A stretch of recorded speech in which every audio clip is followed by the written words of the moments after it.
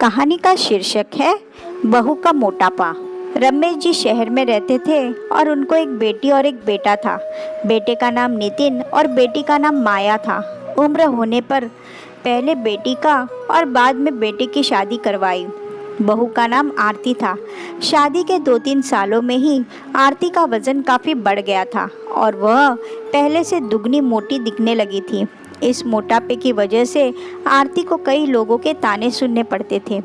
पड़ोसी भी उसे मोटी भैंस कहने से हिचकिचाते नहीं थे। कितनी मोटी हो गई है, कैसे दिन पर दिन फैलती जा रही है, देखो ज़रा भी शर्म नहीं आती।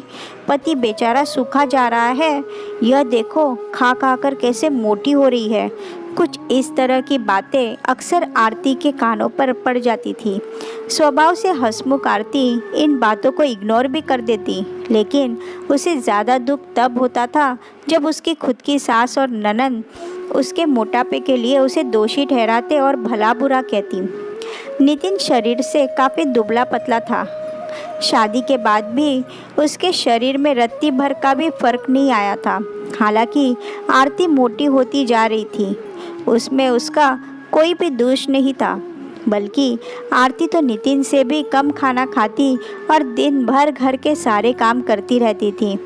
अपने मोटापे की वजह से चाहे किसी काम में कितनी भी दिक्कत हो, आरती उस काम को कभी अधूरा नहीं छोड़ती थी।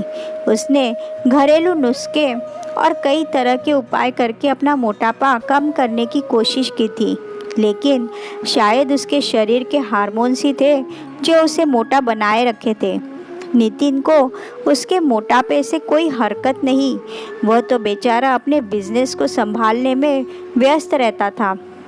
उसकी माँ और बहन हमेशा इस वजह से आरती को कुछ न कुछ सुनाते रहते थे और आरती काफ़ी रोया करती थी।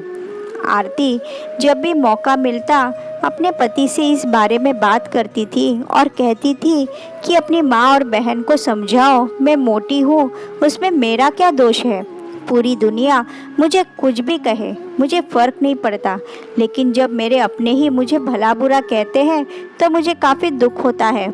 ऐसे ही दिन बीते चले गए। एक दिन आरती की सास ताज़ी हवा लेने के लिए जब टेरेस पर गई हुई थी, तब वापस लौटते समय उनका पैर फिसला और सीढ़ियों से वह गिर गई। भाग्य से वह बच गई, लेकिन उनके पैर में बड़ा फ्रैक्चर आया। उनको अब एक जगह से दूसरी जगह जाने में भी काफ़ी दिक्कत होने लगी। बिना किसी के सहारे के वह ऐसा कर ही नहीं पा रही थी। जिस मोटी बहू को वह रोज़ाना ताने मारती थी, आज वही बहू उनका हर काम कर रही थी और उन्हें एक जगह से दूसरी जगह ले जा रही थी।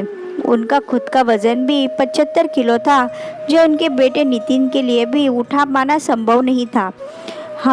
उनको विचार आया कि बहू शरीर से भरी पूरी नहीं होती तो आज उनका क्या होता है। आरती की सास को आरती के साथ किए हुए अपने बुरे बर्ताव के लिए पछतावा होने लगा। उन्होंने एक दिन मौका देखकर इस बात के लिए आरती से हाथ जोड़कर माफ़ी भी मांगी। आरती ने कहा, अरे मालिक, आप माफ़ी क्यों मांग रही हैं? आप मुझे समझने लगी, मेरे लिए इतना ही बहुत है। उस दिन के बाद आरती के साथ में कभी भी उसे उसकी मोटापे की वजह से एक शब्द भी नहीं बोला, बल्कि तो उन लोगों से लड़ जाती थी जो आरती को मोटी कहकर उसकी बुराई करते थे। आरती की ननद भी इस घटना के बाद उसे इस विषय पर कुछ भी न कह सकी। खुश मिजाजी आरती अब पहले की तरह ही सब कुछ भुलाकर खुश रहने लगी।